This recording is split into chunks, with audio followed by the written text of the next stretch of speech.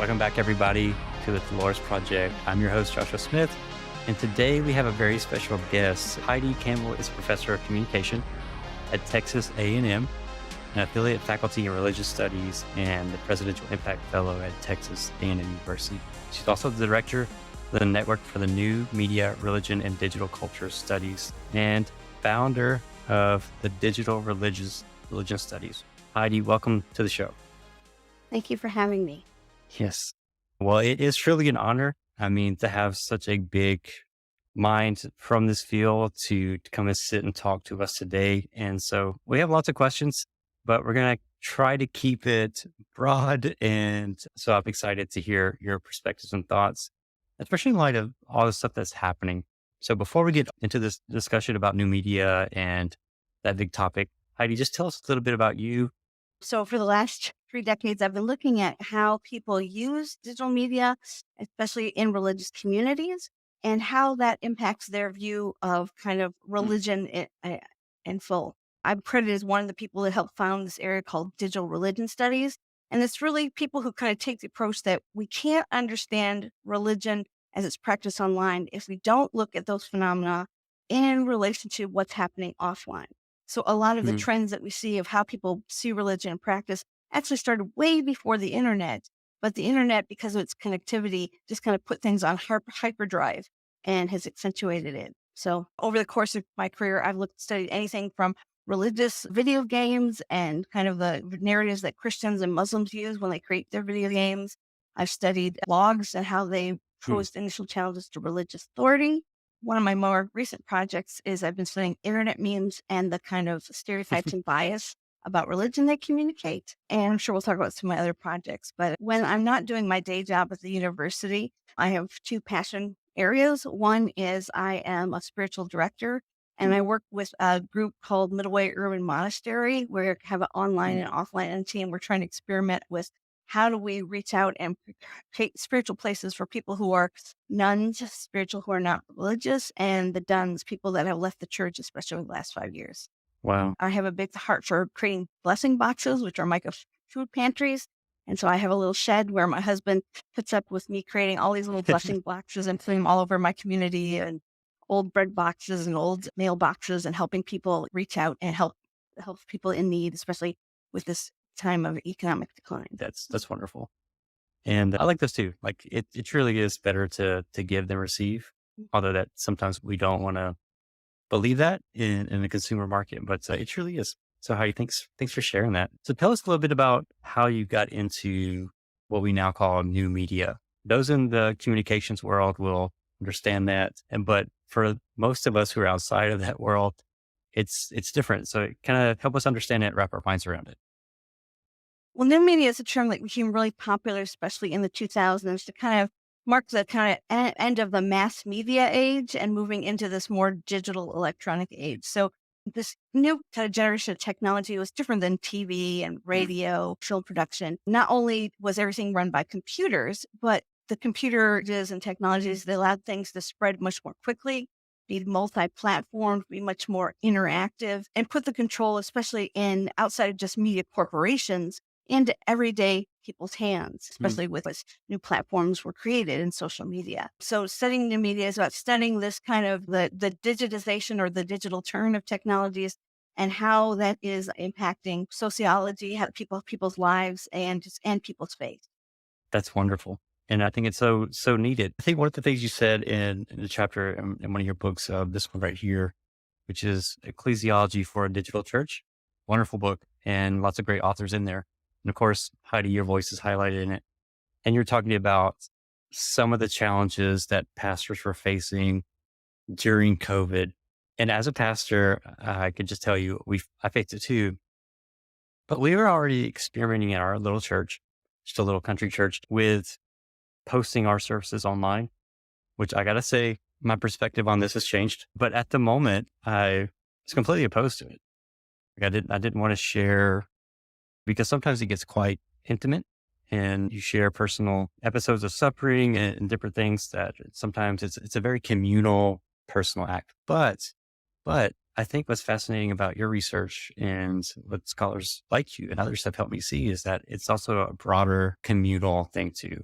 And so it draws in other people from the periphery of our communities, but also in a digital way. So the people way out there, people from Washington State or Washington, DC, who are watching our services for whatever reason and feeling connected to this Southern pastor for some or whoever. And there are lots of big churches that are doing that well. And but in your book, you mentioned that it seemed like pastors were blaming the object. And you say that's not really the case. So let's talk about those frustrations for a little bit. Why do you think pastors became so frustrated with trying to get a service up online or trying to create community online as you talk about the transition from ecclesia to koinonia? And so help us kind of understand some of that frustration because I know a lot of pastors are still there right now. Yeah, well, I think especially the great pandemic experiment, which I describe as the forced digitization of the church. Mm, I think first of all, the challenge was that people before the pandemic, if they had online worship services or were using digital media in their ministries anyways, it was a choice whether to opt in or opt out. And many churches basically they felt like they didn't even have to make that choice. That's just something in the background. But there was this moment, and especially this kind of couple month period in 2020, where a lot of churches faced the option. The only really doable and affordable way to keep going and being in church during this time is either to go online mm, or just not meet. And so I think there's a little bit sense of resentment that you didn't get to choose this on our own terms. mm, And I think also that most people, whether they have gone to seminary or have done kind of some kind of training over their pastoral careers, training in technology is not it's not a class in seminary, and it's not yeah. something unless you have a passion or a hobby for it that they were accustomed to. I mean, I've done some research over the last couple of years, and a lot of pastors had to borrow elders' phones or Mm, smartphones to even record services, and so they didn't get to choose this transition. This was a question they weren't even ready to kind of face. Then they had to really have this quick learning curve. And we always talk about the church of being this kind of slow tanker that doesn't move very quickly. So when you say, do all this and do this in 4 weeks and not only make the investment, say, how do I wisely spend my money? What mm, technology do I use? What platform do I even use? And how am I, let alone going to get other people to figure out if this is even possible? So I think it was just one extra stress for pastors. And in one of our research projects, we describe it as when pastors put on the tech hat mm. and we looked at a lot of different factors that churches had to adapt to during the pandemic. But most of them found technology was the most frustrating or nerve wracking just because they felt so unprepared for it. Wow. How do you think that perspective has really changed? So we've been in almost 3 years, going on 3 years of experiencing this, or the church was already kind of declining. And now I think that we're kind of in another moment of trying to discern again whether or not we're going to keep doing digital church or digital ministries, because there's a whole other generation, if I'm not wrong, that's really trying to connect online in a way that pre 2020 would have just dismissed and said that's not even possible. So what are you finding in your research that's some of the trends that might help pastors evaluate whether or not to keep going into the digital media or into new media? And how would you help them see it from a buy-in standpoint that it's worth buying into? Yeah, I think we are really at this crux point. I've been working on a project called the Tech in Churches during COVID-19 project, where we've been studying specifically a group of churches in Indiana, about 2,700, and kind of the decisions they Hmm. made when they first had to go online, what it was like a year later, and now looking at kind of anywhere from 18 months to 2 years later, how they're responding to it. I think a lot of pastors are kind of, they're still burned out or or they're just coming out of the burnout. And now they're saying, okay, I have the headspace to think about what I've done and where I need to go with this. And what one of the struggles is, hey, first, a lot of these churches spent a lot of money investing time to get the connectivity that they needed, to get the equipment they needed, to establishing the YouTube channel or the live stream, maybe even to kind of training people and getting volunteers ready and willing to help the Mm. process. A lot of time and money investment. So one thing a lot of them are feeling like, well, if we let go of this, is that a really just in a wise stewardship? And is that a good idea? Thing a lot of churches are facing that if they haven't really decided that yes, hybrid worship, we're going to keep online and offline kind of going side by side, or at least some version of it. What they're struggling with is that we give these voices in their congregation. There's two groups. I call them the technologically hesitant Mm, and the digital reluctant. And the technology hesitant are the people that a lot of times they're older and they don't really have access or didn't have access to Wi-Fi and digital technologies. And so there's a real sense of kind of apprehension and fear. They weren't completely against it, but it's just like you're calling me to live in a new territory that just I'm not familiar with. And then so those people are like going, oh, phew, maybe we can get back to the place I feel comfortable with. And the digitally reluctant are oftentimes kind of, especially senior members in congregations, saying that church should not be done online. This was a solution to a problem we could not avoid, but we just now need to get back to what church really is. And so pastors are having to kind of navigate with these strong voices in their congregation, and it raises a couple issues. One is, what is the nature of the church? And a church for a lot of people got defined during the pandemic as it's an event and it's a mm, place. And digital disrupted that. And mm, some groups were like, it changed their view and it was a positive thing. And sometimes it introduced new ideas and it wasn't a positive experience for that congregation. So they're trying to kind of say, like, is our model of church set in a geography and in a certain kind of way of gathering that doesn't the digital is too disruptive to. And then others are kind of are saying that, well, we kind of see the option and opportunities, but if we have such strong voices that are detracting from it, what is that going to do to our stalwart members, especially mm. churches that might be smaller, maybe that are more kind of the over 50 crowd is the dominant people in the pew. So their pastors are kind of wrestle with that. But as well as the realization that a lot of people in our study found like, hey, there's these new groups of people that came into the church during the pandemic, either people that moved away that are now reconnecting with us. There may be different populations of people that, hey, they were able to church shop during the pandemic and they found a community they really felt comfortable with, but they require online connection. And so it's like you do stay with the stalwart members or you go with the new memberships. If you cut off that and basically consciously create a digital divide in your congregation, what is the impact of that? And what are you saying about what church is and what its future should look like? I also noticed it really shifted how I perceive the widows in my church too, and those who are, I would call them the disembodied.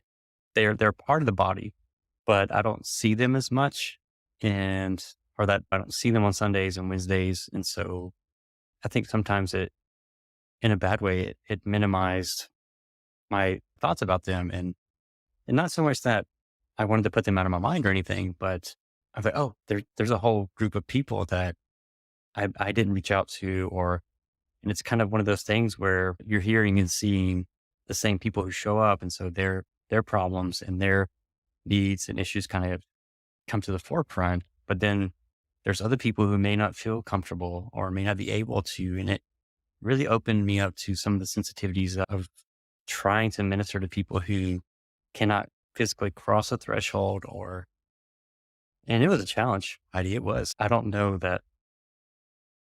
I mean, I've been challenged before in theological and ecclesiological ways, but I mean, that just really started to butt heads with a lot of people about whether or not we could do church that way.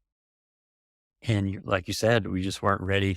There was nothing that prepared. I'd never thought about pandemic ministry. And now for the first time, we're getting phone calls from people who are afraid to go pick up their loved ones from the hospital.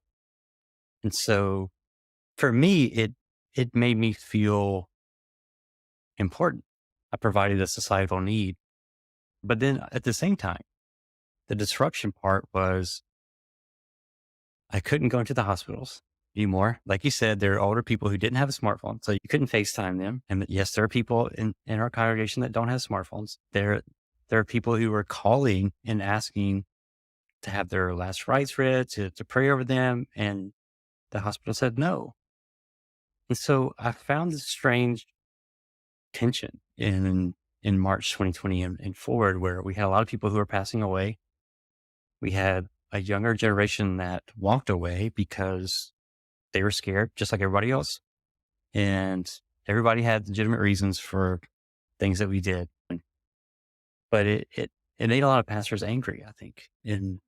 in their spirit, it made them, were already frustrated, and it's already hard to be a helper. But I think what I sense a lot of frustration and aggravation with the technology, because I wanted to see somebody in the building, in the pew. And like you said, we so long tracked that as a metric of health and growth. I think wrongly. I think Mhm. it was a great disruption in that way. And even saying that, though, I felt it too, though.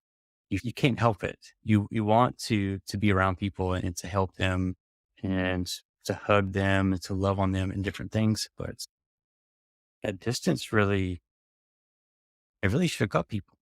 And I wonder, in your research, have you come across the the younger generation of leaders, or just in general, how they're viewing of this space is different from, like you said, boomers and others who predominantly make up the embodied church experience? But for them, is it different? Is it real in a sense for them? Like, is this, is going to church the way that I experienced it in generations before? Is it the same for a younger generation that is a part of, say, we're watching Greg Rochelle online or visiting a meta church? Do they perceive that it's the same for them? They get the same feelings of worship and adoration and feel felt needs met. Would you say that it's any different for them? Yeah, I think it's very different from them, and I think this was one of the challenges we found in talking to churches during the pandemic, that there was always a group in the church. Sometimes they were the millennials, sometimes they were even Xers that were saying, "Hey, we really need to embrace this technology. It's the water we swim in. It's the kind Mm, of air we breathe. And just because it's uncomfortable doesn't mean that we shouldn't do this." And I've always found it interesting over the last, especially 20, 30 years, about how much the voices of kind of critiquing technology are so strong, but kind of the voices of kind of considering how this actually can be an asset, or how the church can culture technology in line with theology and cultural values. But I think as a teacher, I see the Generation Z in my classroom, and unlike me, you would call me a digital immigrant. I first got on computers when I was junior high. My first time in internet, I was out of college and I'm in my late 20s. So I remember the whole kind of trying to learn to adapt to this new, like Generation Z, they don't even remember the world before the internet. That mm, it was there when they came. And so they have a different understanding of what social relationships and friendships and family connections should look like, just as much as they don't understand the model of the church. And I find it really interesting that a lot of the kind of theological models that we use, concepts, it's from these very traditional, we'll use the body of Christ metaphor because, okay, it's about headship and it's about a very structured, and we're very connected and tightly bound. And that's not how young people live. Even mm, for them, their family relationships and their friendship relationships often get equated in a different way than we see them. So get this whole kind of seeing the world through a social network lens and living that way. They oftentimes like the language of the church. This doesn't make sense. Me have to be in a specific place and a specific time. I mean, it's like when mm. I try to describe when I used to watch Friends in the 90s, so you actually had to be sitting on a couch the same Right. time. That it's not even in their frame of reality. Yeah. And so I think one of the things is kind of is when we realize that if we don't offer digital offerings to a culture that is used to them, it's not just a kind of okay, we just need to culture them into the culture of the church and this is how church works. But we're really advocating a view of community that actually doesn't exist anymore or isn't people's reality. And actually, in some ways, is unhealthy or never Mm, was the best metaphor or image of what the body of Christ is called to be. So I think the pandemic, I know for a lot of us and pastors, it was about a rethinking, like a forced mm, rethinking of these kind of spaces. And I think there's no firm definition that's working, but I think that a lot of people going, well, the old way isn't working. And the reason people aren't coming back to the church post pandemic isn't just because we have chosen or not have chosen to use technology. There's a lot of other things about how the church has treated and viewed culture that are just out of tune. yeah.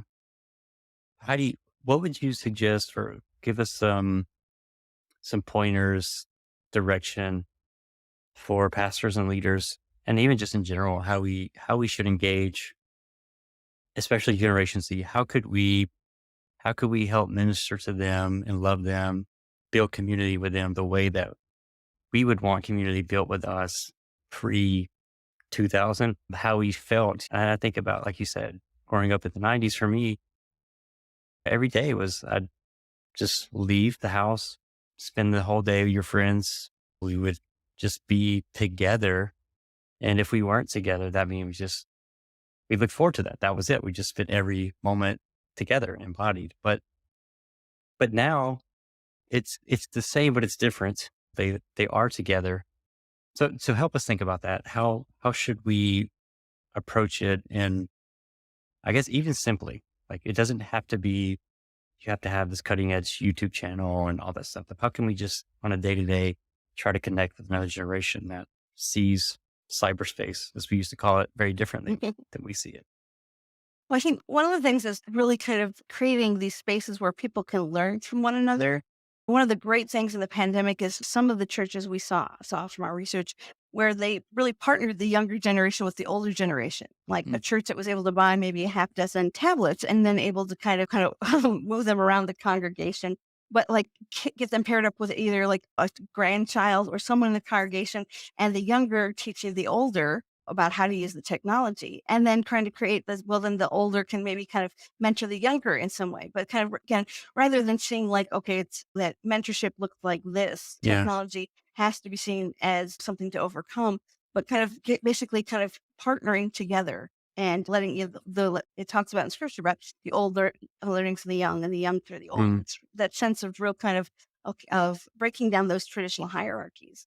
I yeah. think the same as you can embrace the tools of the technology, but you don't have to embrace everything out of digital culture. Not Yeah. everything in digital culture is healthy, just as Mm, well as not everything in analog culture that's is right. healthy either. That's right. And so it's a matter of like, do we understand the technology and then the kind of traits and characteristics it encourages? Like, Mm, so interactivity, that is great because it's saying that I don't just listen, I give back. So there's this mm, two-way feedback. But that means our listening has to happen and and right. Right. interaction has to happen. And so like, okay, if I learn that that's something that they value, how do we create spaces, whether it's Bible studies or just experiences in the church that kind of facilitate that?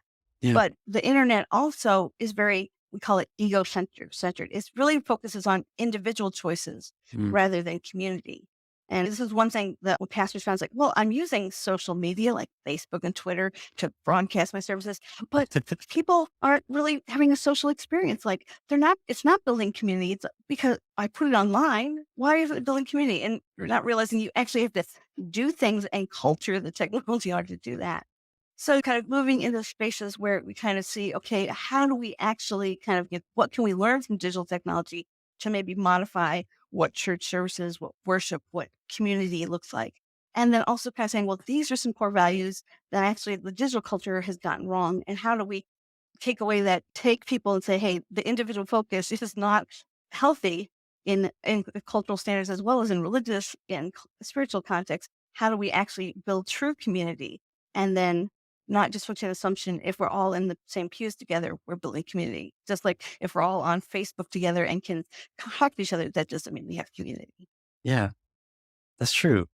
And I think those perceptions really matter as far as whether or not we'll engage with them or not. And Dave, I think his name's Dave Adamson, who wrote the book Meta Church. He's got a lot of helpful pointers in his book. I think he worked for or under Andy Stanley at, I guess it's North Point, if I remember correctly. North Point. Yeah, but yeah, definitely as an online pastor, it's one of those things that was taboo for a while, and we don't. But I really do think the future, and this is where I want to dream a little bit with you, Heidi, and be speculative, if that's okay. But I really do think the future of the church is more integration of faith, faith based and developed technology. That is, it's not merely we've adapted this from culture or we've integrated this tool, but to build something that is inherently for a religious purpose. And I think about it, not necessarily for religious purposes, but Philip Butler's SeekerBot, which is supposed to be a black AI. And I thought that was so creative to think about. People are talking about, let's take race out of technology. He's like, no, let's make it distinctive for that. And so that it understands. And it's like, wow, that's really what we should be doing as a theological and faith-based community is not, because to me, technology is very much a faith-based thing. We create it with a hope and desire to produce something. And so why aren't we doing that more? Why aren't we the cultural leaders and innovators of AI and robotics? Why aren't we the leading voice in developing something for societal good, if that's what we're supposed to be about, and producing systems of justice and love and mercy? And we all know that the web is full of very dark things. And would Jesus be on the dark web? Would Paul be using the metaverse and other implements to share and teach and challenge? And so, Heidi, what do you think? What do you dream about? And if you don't want to share related to your research, I totally understand. But what are some things that you dream about the church using as far as either AI, robotics, VR? Like, what are some things that we should really be focusing on, investing in financially, pushing towards, and producing as a faith community? Yeah. One thing I've learned over my research is that people's theology definitely will kind of dictate or guide their response to technology. People who see the creation or the created order as something that's fully redeemed, they're more willing to kind of embrace technologies as expressions Mm, of creation. And those that are kind of focused on the kind of the frailty and the mm, humanity and the kind of the working out our salvation of fear and trembling is much more of a sense of like, okay, anything that comes out of that created order by humanity is corrupt. mm, And so I think a lot of this kind of people's concern, it depends on which standpoint you come from. And I think I'm what they call a techno realist. I see that technology has positives and negatives, and every device, every opportunity has that in them. It's much easier to say, oh, it's all good or it's all bad. It's harder to kind of do the discernment. And that's what we really need in this time is theological and technological discernment of the tools that God has given and the culture that we find ourselves in. There's tons of potential opportunities. Some things I say is positive and sometimes I see as negative. mm, This was way before the pandemic, but back in 2017, I remember being in a church, which was a multi-site church, and the pastor appeared as a hologram. mm, And in fact, it wasn't until the end of the service I was completely sure when I could ask somebody on the tech team because it was that good. So, in that kind of experience for me to kind of feel like he is really here, he's not 100 miles away in the other church. I thought that was a very positive use mm, of technology. They weren't trying to deceive people. They were really kind of saying, hey, we want you to feel connected to the pastor. Of course, but he's 7.5 feet tall. That's probably isn't really him. But the idea of I did feel like, okay, he is here and he's speaking right to me. So that's great ways where mm, technology can be enhanced if that's the model of church that you are invested in. And I've seen people again develop like spiritual directors or counselors, just like we saw with the Turing test in the early mm, days of Liza and stuff back in the 90s of these bots that can at least can kind of talk you through whether it's preparing for confession in the Catholic mm, tradition, yeah, or it's like, okay, let's kind of think through like these choices we've made as like a spiritual mentor. And so I think digital technologies can be used for many different kind of purposes. And again, it depending on how your theological background to how comfortable you'll feel with that. But it's also saying what are we called to do? And I mm, think so much about the church is focused on running the church. If you look at church budgets, it's about the programming, it's about keeping the lights on, it's about making sure that everything is staffed in the Sunday schools. mm, But how much work and time is put on really reaching out into the community mm, in discipleship? In the church was supposed to be kind of a way station, not a place where we live. And I unfortunately think that's not the model that most churches in America function on.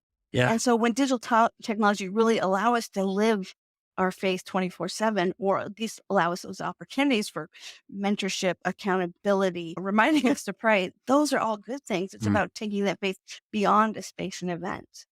yeah. I agree. Like, I tell people all the time, you can use your phone for the most destructive, individualistic things you can think of, and just complete hedonism, or we can use it. I can use the Bible app. I don't have a time limit on my Bible app, but I have a time limit on Instagram and Twitter, which are my two kind of go-to platforms. So why is that? And that just kind of shows you that it's a different media. I think it really is, even though it is digital, but it hits us in different ways.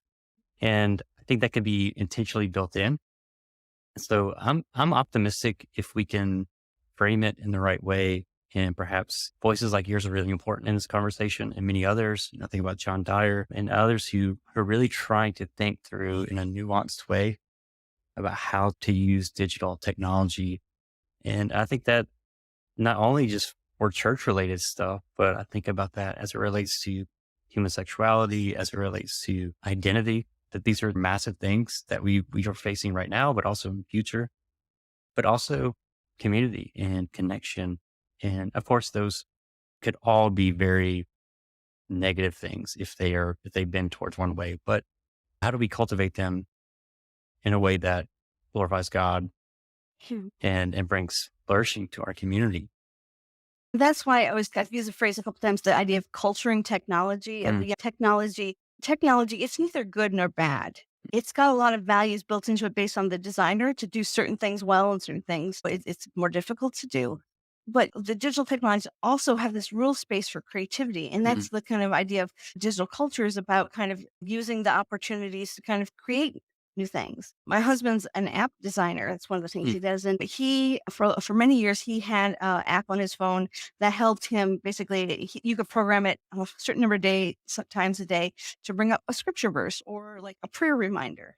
And then unfortunately, the app kind of went defunct and it was no longer being updated. And he was so frustrated because this was like he had developed his whole spiritual life on being able to set this many times a day, I read a verse, and this 9 times a day, it reminds me to pray. And so he developed his own app in order to, and it's an app with an audience of one. I work too. Sometimes I use it, but that he had developed, and again, it's like it's, and he doesn't do his devotional like maybe at a yeah. one set point. He does it at micro points during the day. And for him, being able to marry his creativity with Mm, and his kind of personality with his tech skills to do something like that, I mean, that's what the church needs to see that technology can be good for, whether it's creating it for your community, for yourself, or for new ways of bringing salt and light into the world. That's what the possibility is, rather than just focusing on the problems and the mm, limitation. yeah. I think that's easier to do though. I think it's easier to see the negative and critique that. And so many times that's kind of how the narrative is driven is by ways your phone is hurting you. And I understand that. I do. And I think we understand that it can be just like food can be negative. I mean, I drink way too much caffeine sometimes, but we, everything is like that. And I don't know why we sometimes are so challenged by these devices that, I mean, we haven't had them that long, I guess, but hopefully we'll get through it and be better for it and helping our communities flourish and not just to sit back and let it and passively let it change us, but to be shaping and cultivating, like I like what you said, like culturing it. And that's that shepherding and farming metaphor of how we're supposed to be as culture makers. And I think it is hard though, Heidi. Like I've been challenged to learn languages and to understand as much as I can about AI and robotics in my own research. And as a theologian, there's like you said, there's no space for that in our pedigree. But I wish that was different. I do. I wish that was different. And I'm hoping that more universities will see, especially seminaries, the importance of digital theology and how it is a very nuanced space. And we need voices like yours and others to kind of help guide us because otherwise it's just going to be a negative conversation of, well, let's just do away with that. We're not going to do TV. I mean, we could be Amish, I guess, and maybe that would make things simpler, but that doesn't make it necessarily right. And so Heidi, tell us go ahead. Well, I think that, like, I have a friend, this was back in the 2000s, he wrote like an essay for a blog, but it was about the idea of being techno plain like the Amish, Mm, and I describe it as being techno selective. I think that we are called to be selective in not mm, just what we use, but how we use, and especially how we treat the other on the other side of the screen with those technologies. So Amish are not against technology that builds the community. They're only against technology mm, that what they see is tearing down the values and the fiber of their identity and yeah. their religious community. And so they will use, they use certain, like they'll use electric tools, but they'll only use it Hmm. on a generator because that's controlled. To use Hmm. telephones and even cell phones, but it will be plugged in like a barn or a business so that it's not an individually owned technology. So Okay. it's making these Yeah. choices. And I think that's what the church is like. They're forced, and it's like we now actually hopefully see that there is positive things to the digital world and these digital tools that are in front of us. And now it's a matter of kind of making the choices as well as kind of saying how do we integrate them and theologically reflect on them so they become life-giving and not Mhm. life-deterring spaces Yeah. and technologies. Yeah. And how do you just kind of on that wavelength?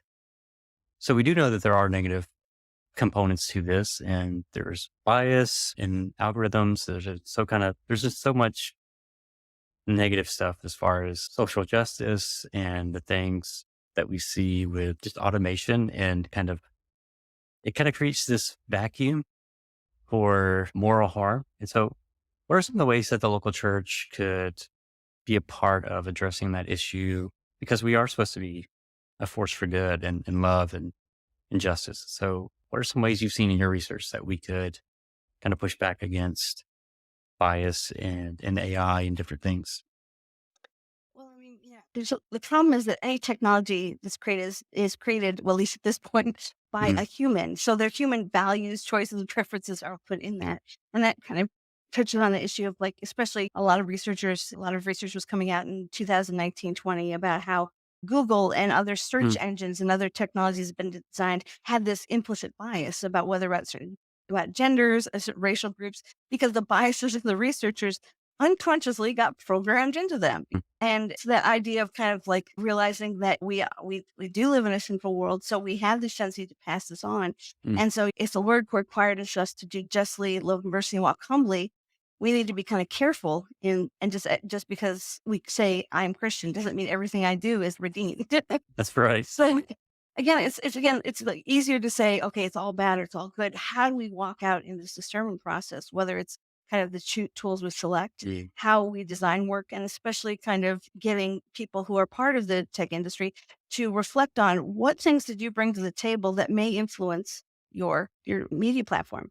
Like Twitter is really good for broadcasting and for getting information out.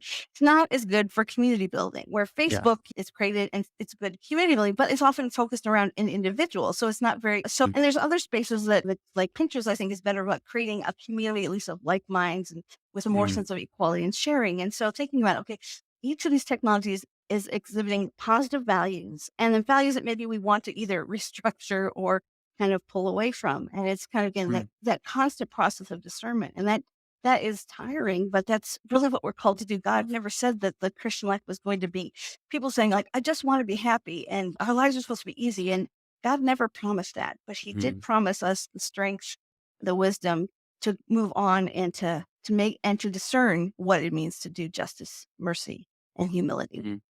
Yeah. Well, Heidi, thank you so much for talking about all these issues with us today. And where can people find out more information about you, your books, and how can they get in contact with you?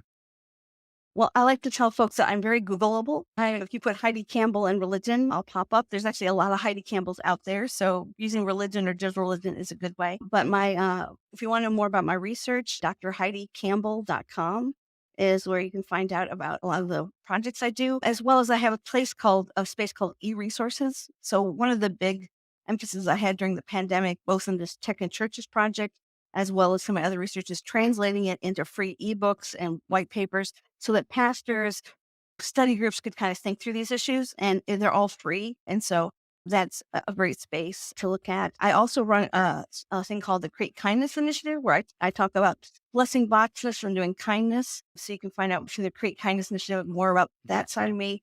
And my husband and I have a podcast ourselves called Disruptive Dialogues on the Future of Religion, which half time is us talking about the tough questions in religion. The other half time, me talking about my research. So those are Yeah, three good places to learn a little bit more about kind of both the academic and my spiritual kind of passions. that's awesome. And thank you so much, Heidi. And I'll make sure I link all those resources below for all the listeners to check out and highly encourage you to look into her work. Heidi has over 10 books out and hundreds of articles. There's just a wealth of information to learn from her and her work. And and the community that she's really worked for years and years before many of us are even thinking about some of this stuff. She's been researching it. So Heidi, we're grateful for you and your research. I highly recommend your stuff to those listening, especially those who are in theological spaces, but those who are not. And so, yeah, we have a lot to learn from you. So Heidi, thank you so much for being on the show, and we wish you all the best. Thank you so much. And for all those pastors and church leaders out there, I wish you God's wisdom and strength in making good choices about technology. Yeah.